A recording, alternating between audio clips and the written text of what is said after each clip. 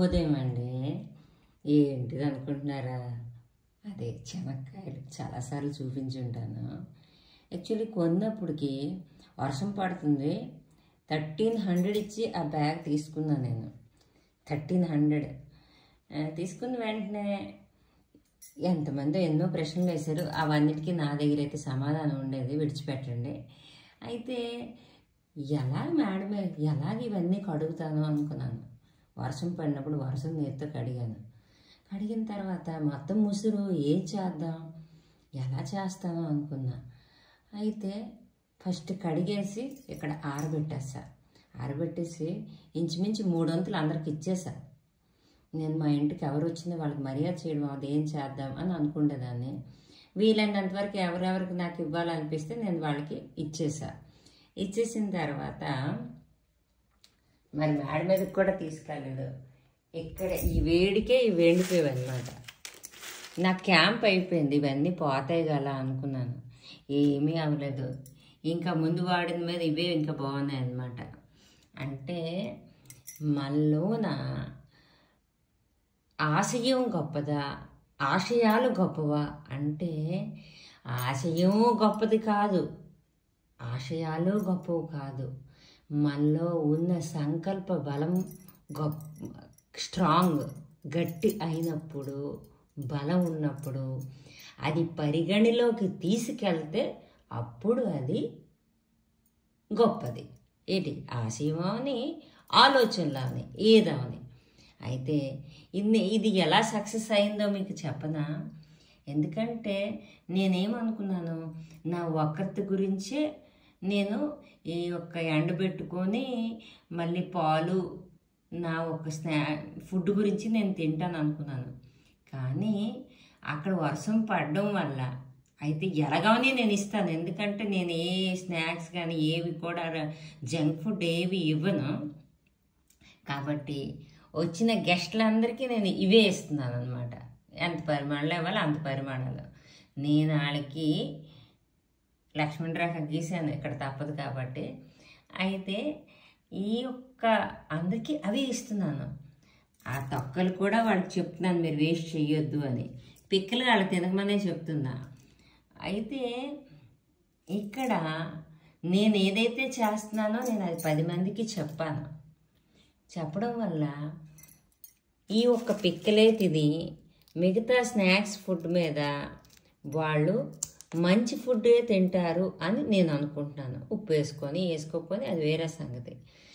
మరి నేను ఎలాగైతే ఆ వేలో వెళ్ళానో వాళ్ళకి వెళ్ళడానికి ప్రోత్సహించాను కదా. కానీ ఇది వాళ్ళకి నచ్చిన ఫుడ్ కాబట్టి వాళ్ళు తీసుకున్నారు. వాళ్ళకి నచ్చిందైతే ఎవరు తీసుకోరు కదా. అయితే నేను చెప్పేది మీకు సోదిలా అనిపిస్తుంది, కానీ ఈ వీడియో చాలా వాల్యుబుల్ వీడియో. స్కిప్ చేయకుండా చూడండి. ప్రజెంట్ ఇప్పుడు నా యోగా స్టార్ట్ అయిందనమాట, సరేనా? కానీ అదే వెన్నుకి నిటారుగా చేసుకొని కూర్చొని వనడం కరెక్ట్. అది ఇప్పుడు నేను చేస్తున్న పని ఏంటి తెలుసా? తర్వాత ఫస్ట్ 1.5 లీటర్ నీళ్ళు తాగుతా, తర్వాత సెకండ్ సారి తాగుతాను. అదే आज फिर जीने की तमन्ना है, आज फिर मरने का इरादा है అని ఒక సాంగ్ ఉంది.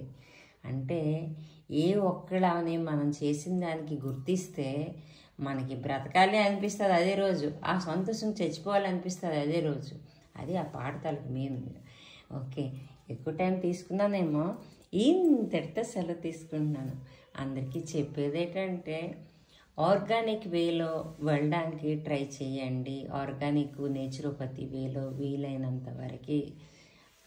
అదే తెల్లవారి లేవడం, వేగం పడుకోవడం, ముందు పల్లెటూరులో ఎలాగుండేదో అదే సిస్టమ్ని మనం కూడా ఫాలో అయితే ఇది కరెక్ట్ అని నేనైతే అనుకుంటున్నా. చూడండి, మట్టి వాటర్ బాటిల్, కానీ దానికి కూడా ప్లాస్టిక్ కప్పే ఉంది. మట్టి కప్పే ఉన్నది దొరికింది, కానీ అది నా దగ్గర ఉండలేదు, ఇరిగిపోయింది. ప్రతి ఒక్క దాంట్లో మనం నేర్చుకోవాల్సిందే ఉన్నాయండి. ఏం చేద్దాం?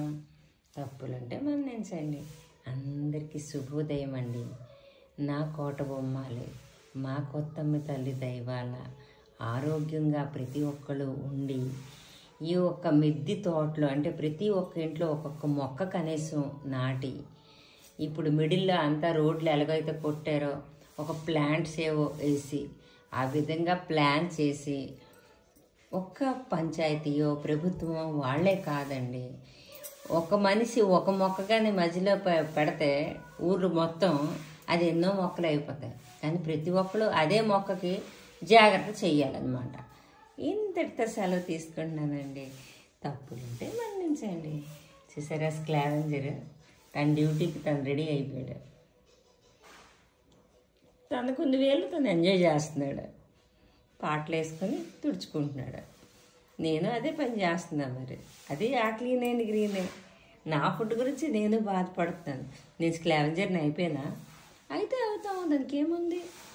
అబ్బా నేను ఆ పని చేయను, నేను ఈ పని చేయను, నాకు ఇది క్లీన్ చేయడం రాదు, అది క్లీన్ చేయడం రాదు అనే నినాదాన్ని పక్కన పెట్టి అంతా మన పనే, అంతా మన గురించే, అంతా మనమే చేద్దాం అని ఏకత్వంలో భిన్నత్వం, భిన్నత్వంలో ఏకత్వం అవుతుంది మన భారతీయ సంస్కృతి తాలూకా ఒక ముఖ్య ఉద్దేశం. అయితే ఎక్కడని ఎవరికని ఇబ్బంది కలిగించుంటే నా తప్పుల్ని మన్నించండి. ప్రతి ఒక్కటి చూడండి, నిన్న ఈవినింగ్ నేను తినలేకపోయాను. అగో అది ఎంత గట్టిగా అయిపోయించండి అప్పుడు. ఈరోజు సాయంత్రం కదా నాకు అవుతుందేమో, మేము లేకపోతే ఇవాళ తెల్లవారికి కాబట్టి పలుకుతారు పెరుగు. ఇలా చెప్పుకుంటూ పోతే చాలా ఉందండి, వీడియో కూడా లెంతీ అయిపోతుంది. ఇంతటితో సెలవు తీసుకుందాం. మనము ఆనందంగా ఉన్నాం, అందరినీ కూడా ఆనందంగా ఉంచుదామనేది నా ఒక నినాదం. ఇంతటితో సెలవు తీసుకుంటున్నాను. ఏం చెప్పాను? మనలో ఆలోచనలు, ఆశయాలు ఉన్నాయి కూడా అది పరిగణలోకి తీసుకున్నప్పుడే దాని తాలూకా సార్థకత్వం అనేది ఈ వీడియో యొక్క ముఖ్యమైన ఉద్దేశం. తప్పులుంటే మన్నించండి. ఏది చెయ్యాలన్నా ఒక్కరితో మొదలు పెడతాం, కానీ చెయ్య కలిపితేనే ఆ ఒక్క వర్క్ని మనం సక్సెస్ చేయగలం. మళ్ళీ చెప్తున్నా, ఎవరి మనసునైనా బాధపట్టుంటే, తప్పు కానీ చెప్పుంటే నన్ను మన్నించండి. ఇంతటితో సెలవు తీసుకుంటున్నాను.